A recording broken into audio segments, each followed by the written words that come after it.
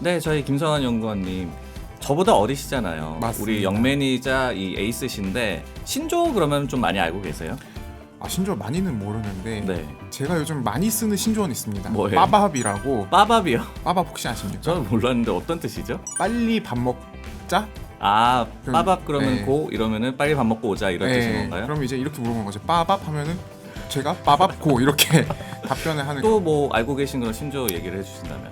혹시 리또속이라고 아십니까? 리또속 네. 또 저 모르겠는데 오늘 제가 많이 밀리는 그런 모습인데 리또속은 무슨 뜻이에요? 원래 이제 리또속의 어원은 이제 2017년에 이제 네. 리플이라는 코인 아마 다 아실 거예요. 맞아요. 암호화폐. 이번에 진짜다. 그래서 이제 다 같이 이제 매수를 하시면 그게 또 박스권 다시 하단으로 가는 거죠. 그래서 이제 리플 또속 안내 이제 리또속이라는 신조어가 유행했었는데 최근에 이제 또 다른 리또속이 있었습니다. 그게 뭐냐면 리오프닝 주죠. 리오프닝 맞아요. 주. 지난 2년 동안 될 것 같아 라고 했었는데 잘 안 됐고 리오프닝 주한테 또 당했다 약간 이런 의미도 좀 약간 많이 느끼셨을 것 같아요. 근데 이번에는 그러면은 리오프닝 ETF 밑도속이 아니야 이런 주제로 그러면 얘기를 해주시는 거죠? 리오프닝 주는 이제 이번에는 리또속이 아니다. 오늘은 리오프닝 주 관련해서 한번 볼 필요가 있을 것 같습니다. 네, 오늘 네, 좋습니다. 오늘은 리오프닝 ETF에 대해서 10분의 주식 시작해 보도록 하겠습니다. 저희가 제목도 리또속이 이번에는 아니다 이고 그리고 말씀을 해주셨듯이 정말 많이 속았잖아요. 근데 이번에는 그러면은 리오프닝 모멘텀이 찐일 거라고 예상을 하는 그 근거가 뭔가요? 아무래도 가장 큰 거는 더 이상 코로나 정책 관련해서 방역 정책이 강화되지 않을 거다라는 게 가장 중요하겠죠. 사실 이제 계속해서 백신 나오고 나서 리오프닝 주 한번 부각이 되고 그다음에 델타 변이가 나오기 전에도 한번 부각이 됐었고요. 근데 이번에도 사실은 오미크론 우려 때문에 리오프닝 주가 작년에 올라오다가 연말 연초에 좀 꺾였었습니다. 근데 다른 업종들 같은 경우에는 그래도 좀 추세를 좀 이어가는 와중이었는데 리오프닝 주 같은 경우에는 이제 상단을 벗어나지는 못했었어요. 그런데 이번에 좀 다를 것 같은 게 다 아실 텐데 미국의 이제 사망률 자체가 오미크론 확산 과정에서 굉장히 현저하게 줄었습니다. 대략 델타 변이하고 비교했을 때 한 3분의 1 정도 줄었다라고 보시면 될 것 같고 맞아요.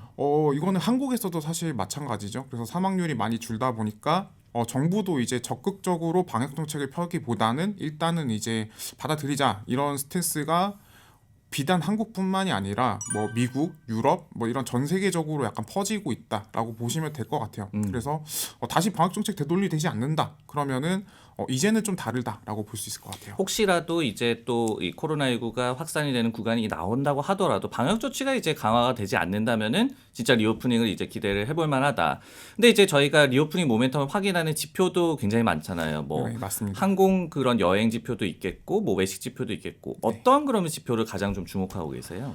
제가 이제 주목하고 있는 거는 일단은 이제 코로나 확산 과정에서 이제 애널리스트들이 가장 많이 봤던 지표는 구글 모빌리티 리포트라고 있습니다. 구글의 이동성 지표라는 게 있는데 이게 이제 실시간으로 사람들이 어디에 있는지, 뭐 집에 있는지, 아니면 직장 갔는지, 아니면 장 보러 갔는지, 놀러 갔는지 이거를 체크하는 지표예요. 이 지표를 보게 되면은 1월 달에 오미크론 우려가 한창일 때는 대부분 다 집에만 계셨습니다. 그랬는데 1월 말로 접어드니까 다 이제 집에서 나오셔가지고 직장도 가시고 마트 장도 보러 가시고 이제 뭐 애들이랑 같이 손잡고 이제 놀러도 가시고 뭐 한국 여행도 가시는 것 같아요.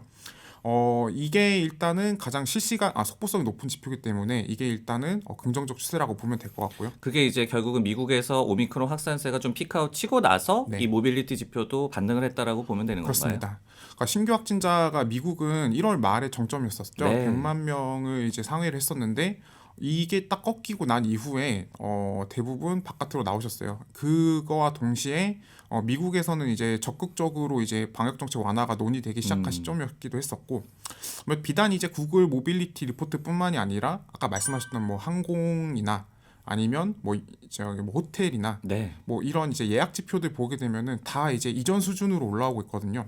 그러니까 이 지표들이 그동안은 이제 좀 벽에 막혀 있었거든요. 음. 리오프닝이 있었다라고 하더라도 벽에 막혀 있었는데 지금은 올라오는 기세가 좀 됩니다. 그래서 약간 이전 수준을 확실히 벗어날 수 있겠다라고 생각하고 있습니다. 근데 이제 리오프닝 모멘텀을 얘기를 할 때 꼭 드는 의문 아니면은 조금 뭐 문제 제기를 하는 거에서는 이런 게 있잖아요. 예를 들어서 이 항공 여행 그 수요를 보더라도 과거만큼 돌아가고 아니면 과거를 능가할 수 있을까 이런 좀 의문이 있잖아요. 왜냐면은 재택근무도 이제 어느 정도 트렌드가 됐고 그리고 뭐 여행이라고 하더라도 출장을 예전에는 10번 가던 거를 이제는 5번밖에 안 갈 것 같다라는 그런 의심이 있잖아요. 맞아요. 네. 이런 부분에 대해서는 어떻게 생각하세요? 굉장히 합리적이죠. 그러니까 뭐 저희가 코로나 이전에 유튜브 보던 거 훨씬 늘었어요. 네. 뭐 이제 여행 못 가는 대신에 이제 뭐 유튜브로 이제 어디 좋았다 뭐 이런 거 보잖아요.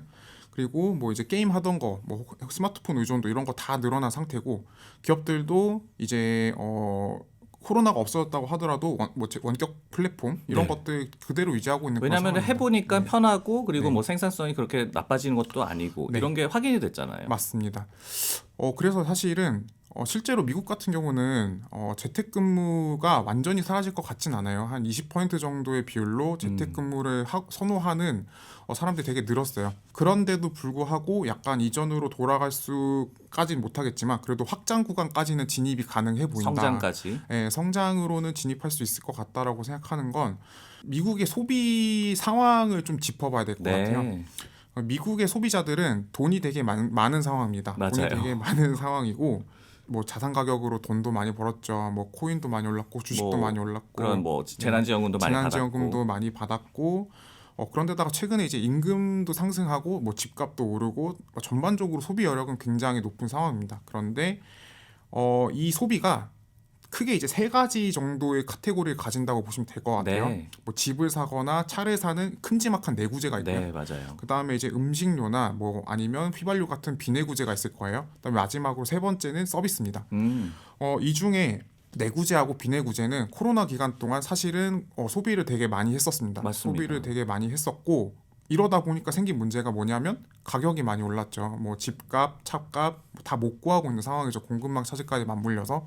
그래서 이런 부분들이 되게 불만이 조금 소비 심리에서 느껴집니다. 네. 느껴지는데 보니까 이제 그동안 서비스 소비, 특히 이제 여행이나 이런 소비는 못한 거죠. 많이 참았잖아요. 네, 많이 참았죠. 많이 참았는데 내구재나 비내구재는 비싸고 돈은 많네. 이렇게 되면은 그동안 밀렸던 소비가 좀 서비스로 충분히 유입될 수 있거든요. 그런 점들이 리오프닝 관련된 소비를 성장으로 좀 이끌 수 있지 않을까라고 생각하고 있습니다. 결국 완전히 다시 쏠리지는 않더라도 여력이 충분히 있기 때문에 여기에도 이제 나눠줄 수가 있겠다 네. 이렇게 생각을 해볼 수가 있을 것 같네요. 그렇습니다. 근데 이제 리오프닝을 저희가 얘기를 할 때도 여러 가지 분야가 있잖아요. 네. 호텔, 뭐 여행, 뭐 카지노, 뭐 크루즈, 뭐 진짜 셀 수 없이 많은데 이 중에서도 그러면 저희가 좀 긍정적으로 보는 그 섹터 그리고 네. ETF가 바로 이제 연결이 되겠죠. 네. 그 부분을 좀 설명을 해주시죠. 일단은 최근에 어떤 문제가 있냐면 임금 상승 문제가 조금 있는 네. 상황이죠. 그래서 사실 리오프닝이나 이런 서비스 같은 경우에는 플랫폼이나 아니면 뭐 이제 뭐 회사의 시스템 이런 것도 이런 거지만 사람을 결국 써야 됩니다. 그러니까 내가 접객을 하려고 하면 호텔에서 이제 뭐 그냥 체크인할 수는 없잖아요. 맞아요. 키오스크로 직원이 체크인하지 않은 필요하죠. 직원이 필요하죠. 뭐 그렇게 하실 수도 있겠지만 글쎄요. 저는 여행의 감성은 어쨌든 서비스를 받는 거. 서비스를 받는 거 그렇게 본다라고 하면은 결국에는 사람이 필요합니다. 근데 문제는 인건비가 최근에 급등하고 있는 부분들이 있기 때문에 리오프닝 업종들 같은 경우는 아까 말씀 주셨던 대로 뭐 항공, 뭐 이제 호텔, 리조트, 뭐 카지노 등등등 되게 다양한 업종이 있어요. 근데 매출은 다 같이 지금 좋아지고 있는 게 확인이 됩니다. 그런데 마진은 조금 차별화가 되고 있는 것 같아요. 인건비 네. 문제나 이런 것도 그렇고. 네, 인건비 문제가 있기 때문에 약간 마진은 좀 차별화가 되는 모습이고 그렇게 보면은 호텔이나 리조트나 아니면 이제 리테일 니치라고 있어요. 그러니까 네. 뭐 이제 뭐 쇼핑몰 같은 걸 운영하는 그런 주체들이죠.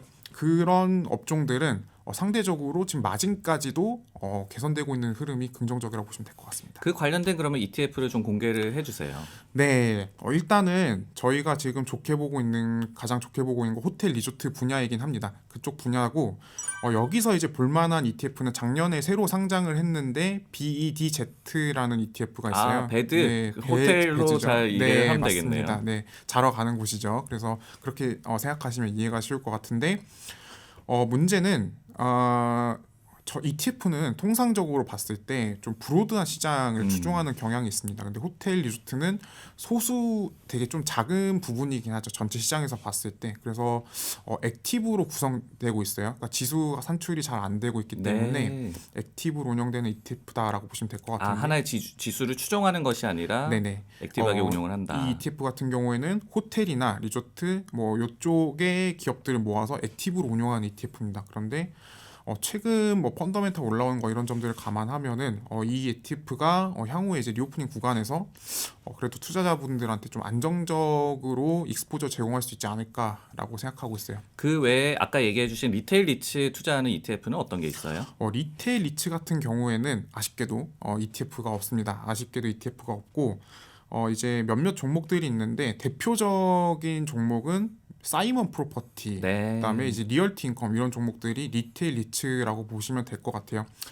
한국으로 치면은 뭐 롯데나 이제 신세계 같은 유통 기업들이 이제 뭐 쇼핑몰 운영하는 걸 리츠로 갖고 있는 경우가 있는데 이런 것들을 하는 기업이라고 보시면 될 것 같아요. 이런 부분도 이제 투자 대안이 될 수 있고요.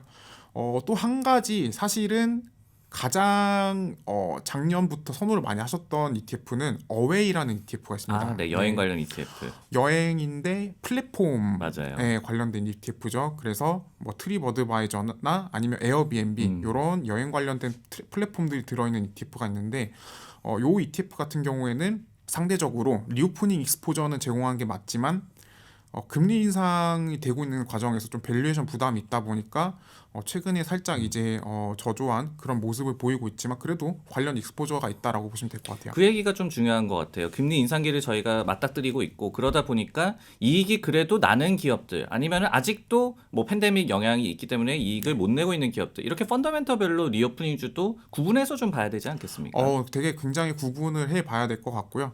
먼저 말씀드렸던 호텔이나 리조트 같은 경우에는 지금 펀더멘탈은 되게 좋은 상황입니다. 네. 그다음에 리테일 리츠 같은 경우도 펀더멘탈 많이 올라왔고요. 그다음에 사실은 이제 항공주하고 그다음에 방금 말씀드렸던 여행 플랫폼 이쪽도 다 같이 매출 성장이 되는 건 맞지만 여행 플랫폼 같은 경우에는 아직은 이제 수익이 조금 더 올라와야죠. 그러니까 이제 성장주로 분류되고 있는데 아직 이제 이익을 못 내는 기업들도 있기 때문에 그 부분은 아마 좀 유의를 하셔야 될 것 같아요. 네, 리또속, 리오프닝 또 속냐? 근데 이번에는 진짜다라는 주제로 오늘 리오프닝 관련 ETF에 대해서 알아봤습니다. 뭐 주의할 사항도 알려드렸으니까요. 시장 대응에 많이 참고를 해주시면 좋을 것 같습니다. 저희 마지막으로 구호 외치면서 마무리 해볼까요? 10분의 주식 레고, 레고. 어떻게 하셨어요? 이거죠. 네, 근데 어떻게 저 하셨어요? 이렇게 했어요. 그거는 본인이 찍지도 않는 건데. 아, 제가 그거 하고 싶으셨구나. 아, 그 소개팅 그거. 지금 저 지금 머리가 제가 말씀